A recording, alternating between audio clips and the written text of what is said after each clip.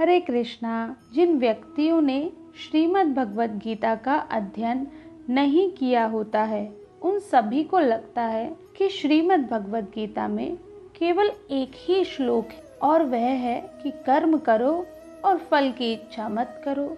और यही है गीता का वर्ल्ड फेमस श्लोक। इस श्लोक को आज अच्छे से समझेंगे।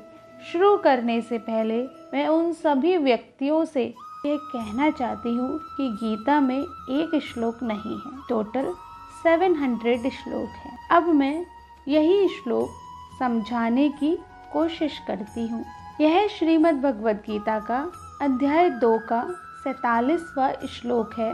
यहाँ पर भगवान श्री कृष्ण कहते हैं कि हमें अपने सभी कर्तव्य अर्थात हमें अपनी सभी प्रेस्क्राइब्ड ड्यूटीज करने का पूरा अधिकार है, परंतु हमें फल के बारे में नहीं सोचना चाहिए। खाने वाला फल नहीं, फल अर्थात रिजल्ट के बारे में नहीं सोचना चाहिए। रिजल्ट्स हमारे हाथ में नहीं होते हैं।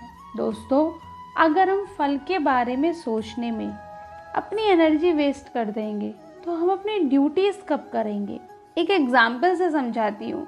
जैसे कि ये मेरा यूट्यूब चैनल है, अगर मैं यही सोचती रहूँ कि इसमें व्यूज़ कब बढ़ेंगे, सब्सक्राइबर कब बढ़ेंगे, तो मैं अपनी वीडियोस कभी नहीं बना पाऊँगी।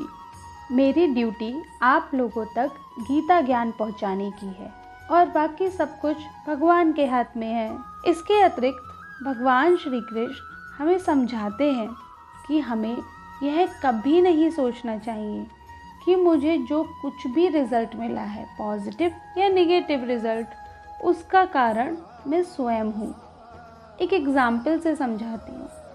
सपोज़ आप एक आम का पेड़ लगाना चाहते हैं, फिर आपने ज़मीन में आम का एक बीज डाला और उसका खूब ध्यान रखा।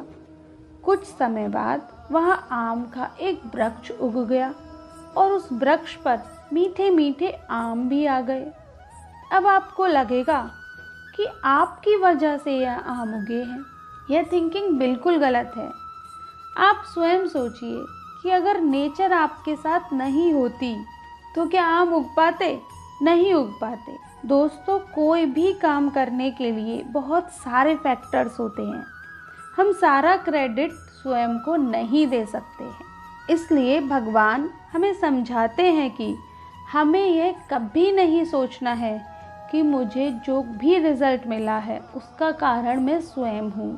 दोस्तों, हम सभी को कर्म फल से कभी भी अटैच नहीं होना चाहिए। राधे राधे।